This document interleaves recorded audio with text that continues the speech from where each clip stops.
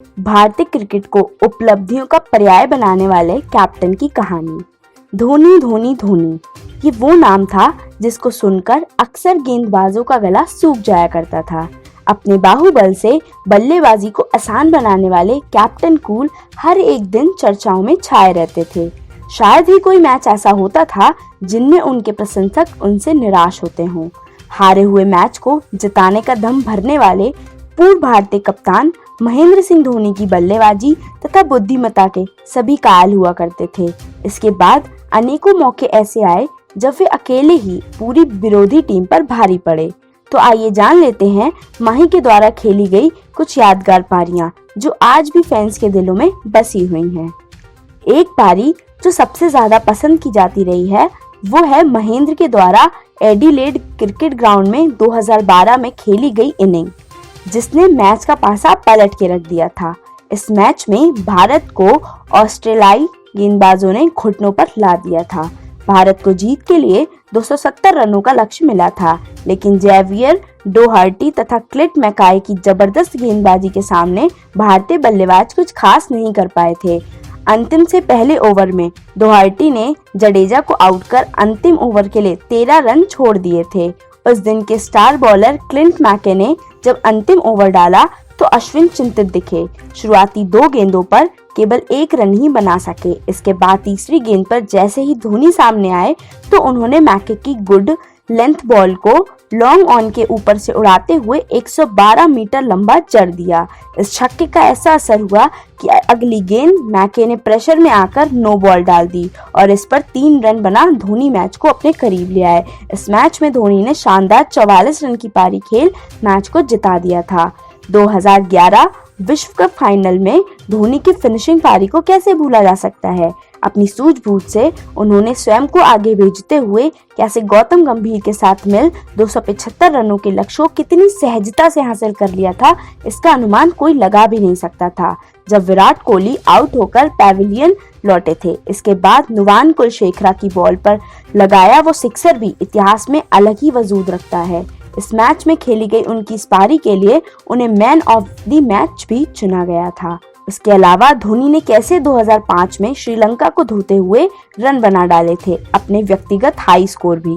आपको ये जानकर काफी अचंभा होगा कि ये धोनी ने अपने अकेले 183 के दम पर श्रीलंका के 300 रनों के लक्ष्य को कितनी आसानी से फतेह कर लिया था कि भारत को यह मैच जीतने के लिए मात्र 46 ओवर ही लगे थे। तो वहीं वेस्ट इंडीज में 2002 में खेली गई त्रिकोणीय सीरीज के एक मुकाबले में भी कैप्टन कूल ने भारत को जीत का सेहरा बंधाया था।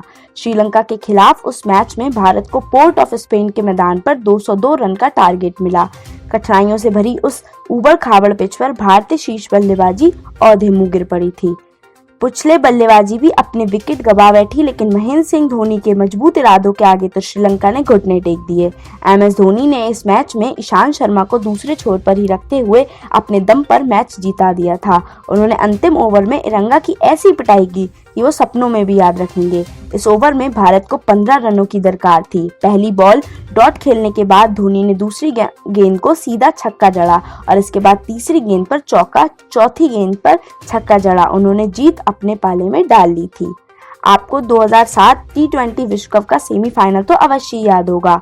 इस मैच में जहां युवराज सिंह ने अपने तूफान से ऑस्ट्रेलियाई गेंदबाजी की कमर तोड़ दी थी, तो वहीं MS धोनी ने भी 18 गेंदों में धमाकेदार 36 रन बना डाले थे और इसके बाद जिस चतुराई से उन्होंने एडम गिलक्रिस्ट और मैथ्यू हैडन के सामने एस श्रीसंत को ला मैच का प्लॉट ही चेंज किया, वो भी सबके जहन में जिंदा है।